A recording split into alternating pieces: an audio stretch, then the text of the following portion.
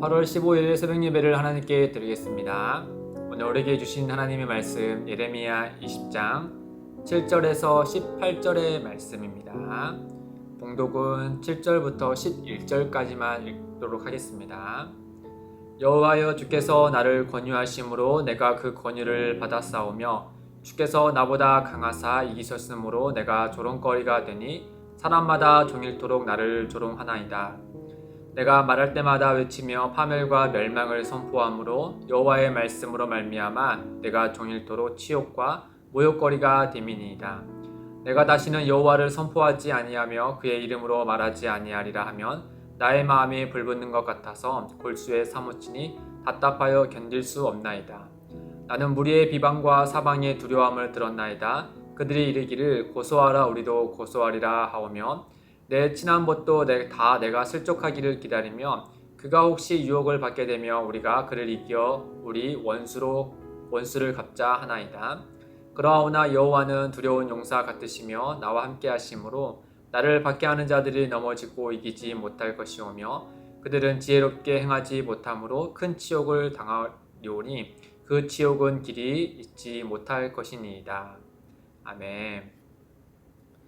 우리가 살면서 간혹 이런 때가 있죠. 이제 뭐 말문이 턱 막힌다, 또 가슴이 턱 막힌다, 또 마음이 턱 막힌다라는 말이죠.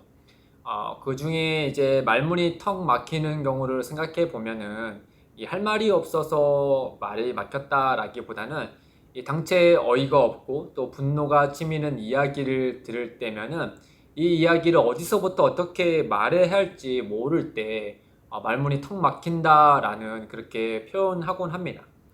아마 성전 총감독 바수를 만난 후에 예레미야가 이와 같았을 거예요. 이런 심정이었겠죠.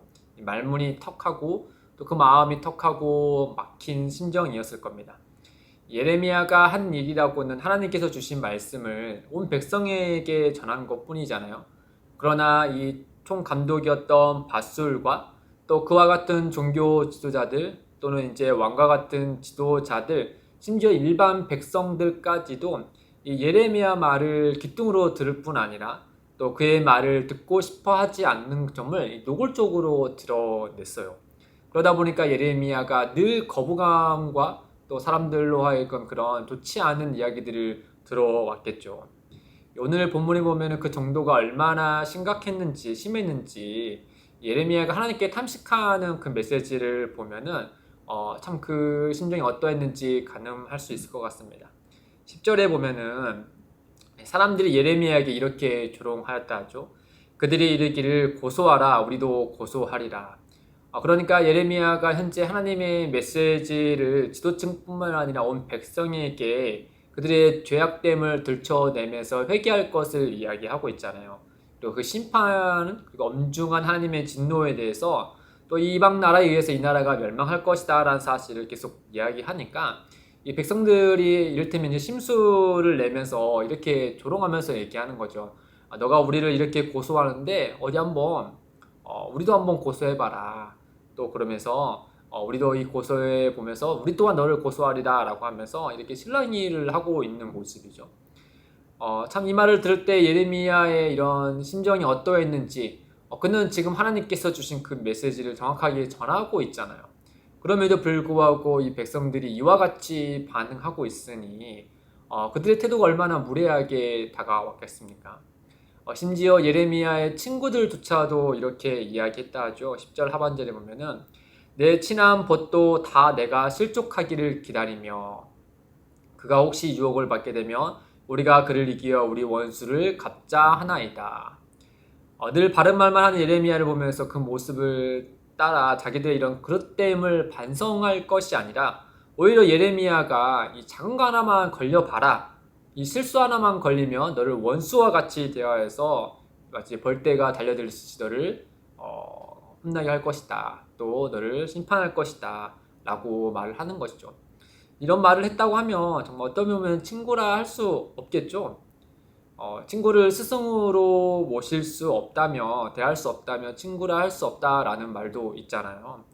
이들은 하나님의 메시지를 전하는 스승과 같은 예레미야 같은 친구를 두고도 오히려 원수와 같이 그를 대하려고 했어요. 어떻게 보면은 예레미야의 친구와 같지 않은 그런 존재들이었죠. 어쨌든 간에 예레미야 이런 탄식하는 얘기를 들어보면 예레미야를 제외한 모든 사람이 예레미야를 마치 미친 사람처럼 취급했어요. 더 나아가서 그를 그냥 미쳤으니 내버려 두면 되지 이런 게 아니라 이 원수와 같이 그를 대하여서 그를 파멸시키고 싶어 했다라고 하는 거죠. 이 바른말과 진리를 전한 예레미야에게 또 예레미야의 심정 가운데는 그들이 파멸하기를 바라면서 전한 게 아니었잖아요. 겉으로는 심판을 분명히 이야기하고 있지만 그 가운데 그들이 유일하게 살 수 있는 길을 그들에게 안내하고 있잖아요. 그럼에도 불구하고 그를 듣는 모든 이들이 일방적으로 저주한다라고만 생각하고 스스로의 모습을 바꾸려 하지 않으니 이 예레미야는 정말 그 벽에다가 대하고 이야기하는 것처럼 좀 답답함이 가득했을 겁니다. 그러다 보니까 예레미야 한 사람이 그런 입장을 봤을 때 그가 오늘의 말씀처럼 이렇게 탄식하는 게 전혀 이상한 일이 아니에요. 이 탄식하는 메시지를 하나씩 하나씩 곰곰이 생각하고 상상해 보면은 그의 마음이 얼마나 슬프고 안타까웠는지가 보입니다. 14절에 보면은 마치 고난당한 욥이 자기의 생일을 저주한 것처럼 그도 자신이 태어나고 하나님의 택하심 받음으로 인하여서 현재 이런 순환과 고난을 당하고 있으니까 이 비슷하게 저주와 같은 탄식을 하고 있어요. 또 그 무엇보다 그의 내면의 큰 갈등은 9절에 이른 것처럼 내가 다시는 여호와를 선포하지 아니하며 그의 이름으로 말하지 아니하리라 이런 마음을 갖게 된다는 거죠. 그러나 그 안에 또 어떤 마음이 일어납니까?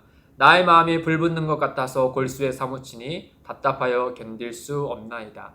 말하지 않고 싶지만 그러려고 하면 내 마음이 이와 같이 불붙는 것 같아서 하나님의 메시지를 듣고 있음에도 불구하고 그 말을 선포하지 않는 것이 그로 하여금 이와 같이 깊은 갈등을 일으키게 한다라고 하는 거죠. 그래야 해서 그가 선택한 건 바로 무엇입니까? 그 여호와 하나님의 메시지를 계속 전하는 길에 들어서게 하잖아요. 사랑하는 성도 여러분, 우리가 예레미야의 이런 탄식하는 메시지를 들을 때면 또 이런 답답한 그의 한 사람의 개인의 삶을 들여다보면은 정말 우리 또한 그와 같은 심정에 있는 분들이 계시겠다라는 마음을 갖게 됩니다. 여러 가지 이야기를 듣긴 하지만 그 중에 참 안타까운 것은 매 주일 아침마다 주일을 거룩주께서 하나님의 예배함이 마땅하고 또 그 일에 우선하여서 나오고 있을 때 늘 그 자리에 함께하지 못하는 가족들 또 이 예배에 대해서 주님에 대해서 아직 받아들이지 않는 가족들이 집에 남겨 있을 때 기쁜 마음으로 예배하러 오지만 그 마음이 오죽하겠습니까? 탄식하는 마음이 그 안에 깃들어 있겠죠. 또 함께할 날이 많지 않으신 이제 부모님이 여전히 복음을 듣지 못한 채 계신다면 그런 부모를 둔 자녀의 입장에서는 더더욱더 이런 깊은 탄식하는 마음이 있지 않겠습니까? 전하지 않았겠습니까? 전했겠죠. 수십 번을 전하고 또 수십 번을 기도했겠지만 그럼에도 불구하고 여전히 응답되지 않는 그 모습을 볼 때면 이와 같은 탄식하는 마음이 있었겠죠. 반대로 이 부모의 입장에서 자녀가 그러할 때도 마찬가지일 겁니다. 이 외에도 각자가 탄식하는 마음이 분명히 있기 마련이죠. 그러나 우리는 이 탄식할 때 또 예레미야의 탄식하는 모습을 볼 때 우리가 그의 탄식만을 볼 것이 아니라 그 가운데 그가 어떻게 탄식하고 있는지를 우리가 살펴봐야 하는 거예요. 어떤 점이냐?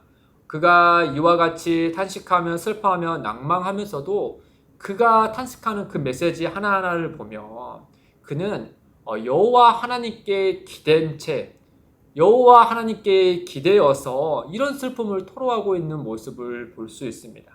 그러니까 하나님을 떠난 채 토로하는 것이 아니라 하나님께 기댄 채 이와 같은 탄식을 하고 있는 것이죠. 우리도 마찬가지여야 됩니다.